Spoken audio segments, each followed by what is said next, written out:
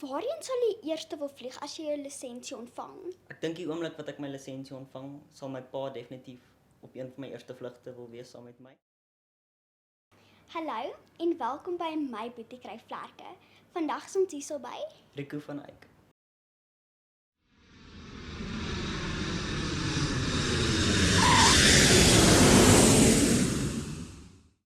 Is dit as ek vir jou 'n paar vrae vra vandag? 100%. Okay, my eerste vraag is, waar het jou liefde vir vlieg begin? Ek sal sê my liefde vir vlieg het op 'n baie jong ouderdom begin, seker graad 1 of 2, waar my ma my vroeg uit die skool uit kom haal het om mall toe te gaan, om The Planes movie te gaan fliek. En ek dink na daai movie het ek definitief geweet dis 'n loopbaan wat ek wil volg. Wow. En hoe oud is jy nou en op watter ouderdom het jy met jou vliegopleiding begin? Ek is nou 16 en ek het met my vliegopleiding in die begin van die jaar begin toe ek 15 was. Het jy al reeds jou solo gedoen en hoe het jy dit ondervind? Ja, ek het al reeds my solo 'n paar maande gelede gedoen en ek was baie uitgestres toe ek daar op die runway staan.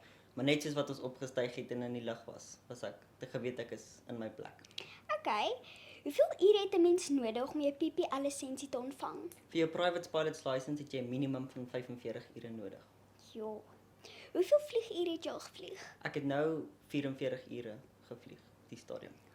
Waarheen sal jy eers wil vlieg as jy jou lisensie ontvang? Ek dink die oomblik wat ek my lisensie ontvang, sal my pa definitief op een van my eerste vlugte wil wees saam met my.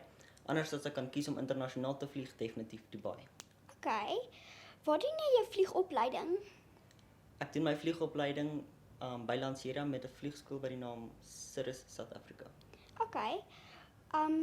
Sal jy eendag jou eie vliegtuig wil hê en watter soorte vliegtuig wil jy mee vlieg? Ek dink dit is elke jong pilot se droom om eendag hulle eie vliegtuig te besit, maar as ek kon kies, sal ek definitief 'n Gulfstream wil hê. Wat wil jy nog bereik met jou vliegloopbaan?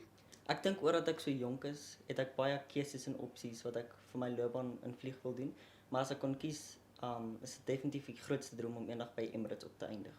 Okay, baie dankie dat jy gekom het en dankie dat jy ingeskakel het. Sien julle volgende keer op my Boetie Vlerke.